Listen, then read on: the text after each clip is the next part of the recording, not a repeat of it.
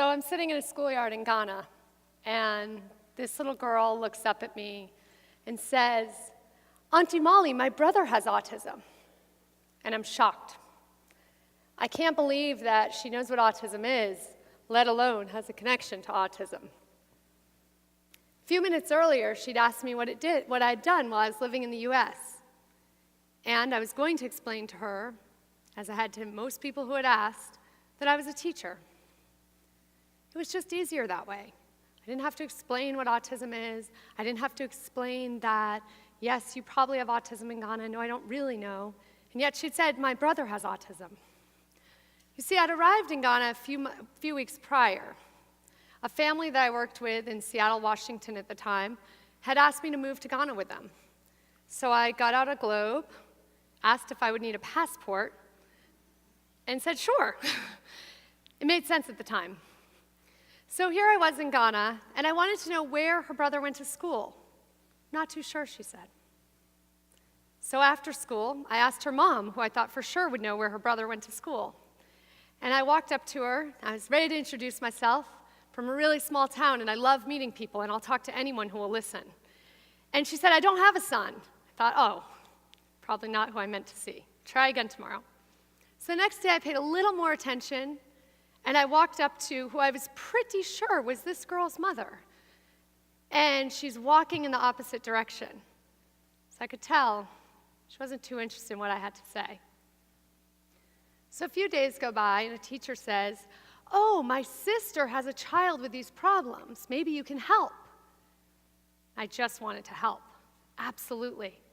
So after school, they come when everyone's gone home, so nobody can see who this child is. And they show up in the schoolyard.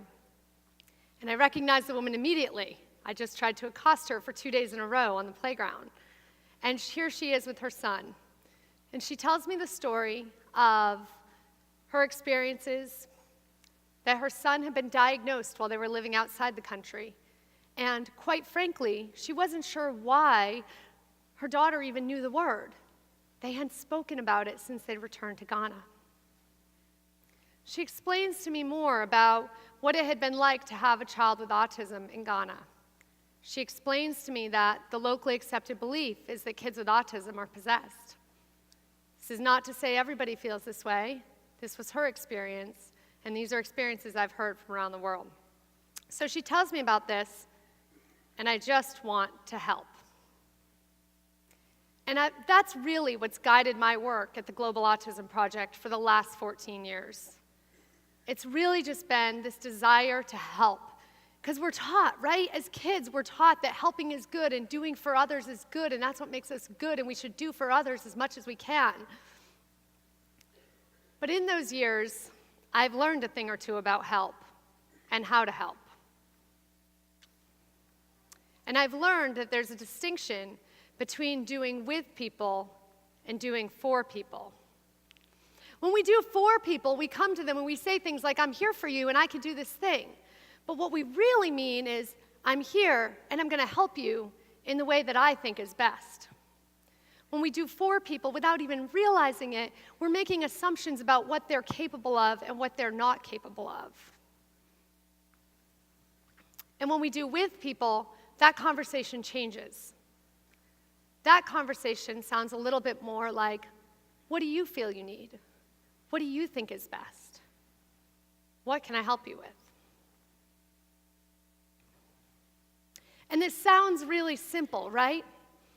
This is not the way work is being done around the world currently. Every so often, shoes will literally come out of the sky, well-meaning shoes, used crappy shoes that we've donated, and they'll literally land in a village somewhere. And this sounds really great, but you know who this doesn't sound too great to? The cobbler who lives in town, who's making shoes and trying to sell them in order to feed his family. And there are schools all over the world that are literally empty buildings with no teachers and very little furniture, if any. Because somebody has built the school for the community, they have not built the school with the community. So when I first got to Ghana, one of the things that I most remember is driving around in the car with the dad of the kid who I'd moved there with, and we'd see some of these schools, these empty schools with no furniture and very few children, no students, and he would say to me, an NGO did that. I was like, oh, that doesn't sound good. And we'd see SUVs driving around that looked totally out of place and completely ridiculous in this strange land they were in. He'd say, an NGO did that. And we'd see other sort of half-baked projects, and he'd say, well, that's the work of an NGO. So I've always been good at spelling, and I quickly learned in Ghana, in the local language, that the DZ made the J sound. So this was a spelling that I had come up with for NGO, and I never wanted to be called an NGO. So I stand here today as the founder and CEO of the Global Autism Project, an NGO, or non-governmental organization, as it turns out. And I started the organization for two reasons. One, because I really believe that everyone, everywhere in the world, should have access to reach their potential. And two, because my dad will tell you, because I didn't know any better. And I didn't know any better. I didn't know any better than how to not help people who were, at that time, my own community who needed help. And we've had over 200 volunteers travel with our organization all over the world. And in the interview, we say to them, why do you want to go? They say, I just want to help. I say, okay, we'll work on that later. And they say, and I want to know what autism looks like in other parts of the world. Well, spoiler alert, autism is the same all over the world. The questions that parents ask, the questions that families ask, the questions that those with autism ask are the same. Will he be independent? Will he be happy? And they're not much different than the questions we ask of our own kids if they don't have autism. Will they be happy? Will they be independent? Humans, the very core of who we are the same. What if, when we started conversations, we started with that basic belief that all people are the same? We didn't make judgments about whether or not they were capable or whether or not they knew what was best for their community. What if we sat at tables with those who had been incarcerated and said, what do you feel is best? What can we do together?